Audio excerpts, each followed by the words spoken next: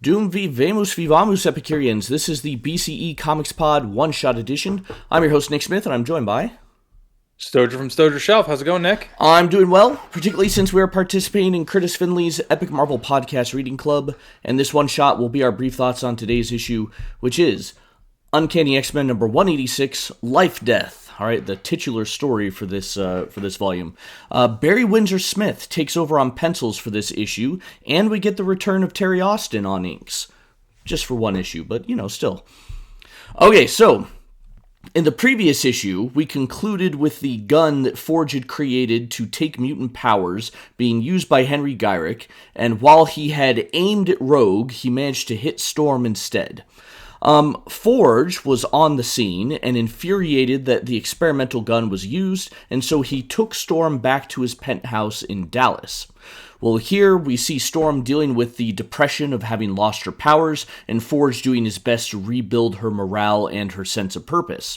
Well, the two start to develop feelings for one another, but once Gyrick calls Forge and Storm overhears the conversation, Storm is convinced that Forge is responsible for her loss of powers. She lashes out at Forge and then leaves.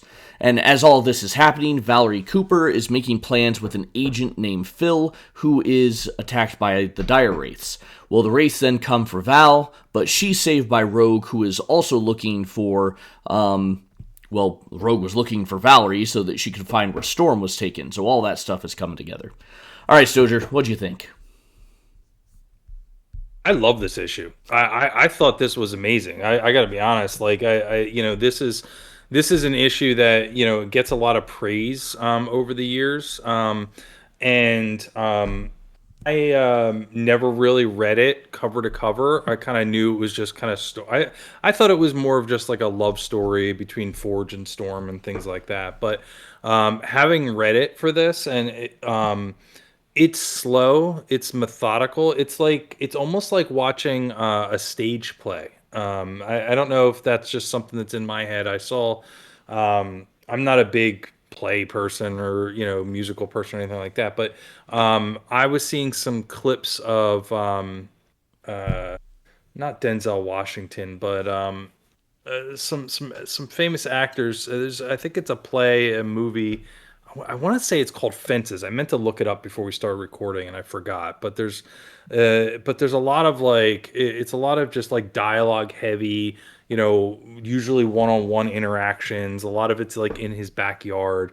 It's about a father growing up and or father with his family growing up and the mistakes that he makes, but he still provides and all of this different stuff. But I felt like I was watching a play with the interactions with Storm and Forge throughout this, and the sort of vulnerabilities that they show each other as they go through this stuff, the betrayal that she feels when she realizes what he did, and how he had a part in the making of this gun. Like the whole scene with just her, putting on a dress and being embarrassed by it and then going and getting changed and all of that stuff was just so good. And then you have sort of the cutaways. And while the cutaway to the mansion with Professor X and Nightcrawler is just kind of checking in with them, the cutaways with Val and the Dire Wraiths feels like an 80s pop movie or an 80s horror movie. Just pick your poison, not a specific one, so you don't get to say you didn't see this one. But just in general, right? Like the idea of like them at a motel and the bad guy kind of breaking in and trying to kill them, and then having a car chase and getting on a run. It was like watching, I don't know, like 48 Hours or something like that through those scenes. It was just so well paced and written. I just really liked everything about the way this issue was constructed.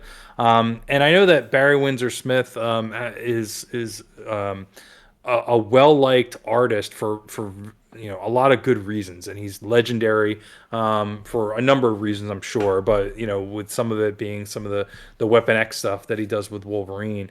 But he's not an artist that I would seek out. But once I kind of settled in and focused on what was here for the art, the art in this is just so well done throughout the whole issue. So I like this way more than I thought I would. I guess is the end result here.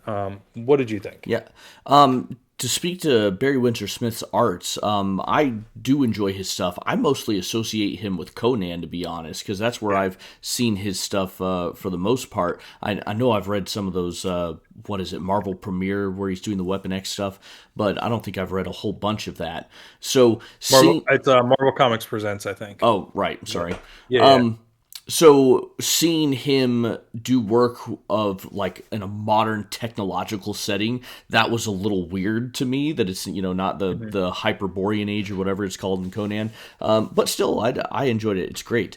And I get what you're saying about this feels like a play, right? It's very introspective, right? And Claremont is incredibly clever with the dialogue. That it's mostly the dialogue in this book, and yes, we've got the pictures, the movement, and so forth, but that back and forth between Storm and Forge, where it sure seems like they're sharing their thoughts and their feelings, and Storm actually is. And Claremont does such a good job of ensuring that Forge deflects, right? He's not allowing Storm to get too close, despite his inner thoughts saying that he wants to, right? Every time she asks him something where he has a chance to share and be vulnerable, he doesn't. He refuses to. And he does a very good job of building that up and having Storm call him on that. Like, I was even thinking that before she said something at the end of towards the end of the issue. Before, well, I guess maybe it was after she discovered that Forge made the gun, and of course, that's her reason to be angry. So yeah, I agree with you. It's not your typical action-packed issue, although it has its moments with the dire wraiths, but. Really well done. Maybe the highlight of the volume? Maybe?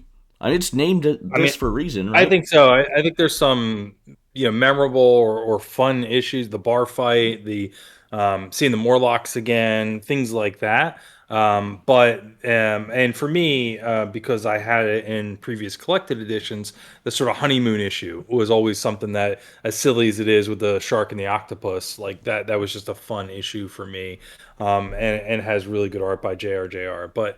But this is like, this is a masterpiece of writing, up there with God Loves Man Kills, up there with some of these other things, just from a writing perspective, like on its own.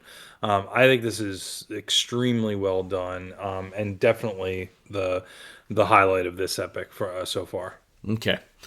All right, great. Well, if you guys have enjoyed our thoughts, again, follow us on YouTube. We're going to read, rate, and review a full big collected edition comic once a month, plus these daily one-shots. So thank you again for joining us, and we'll catch you next time.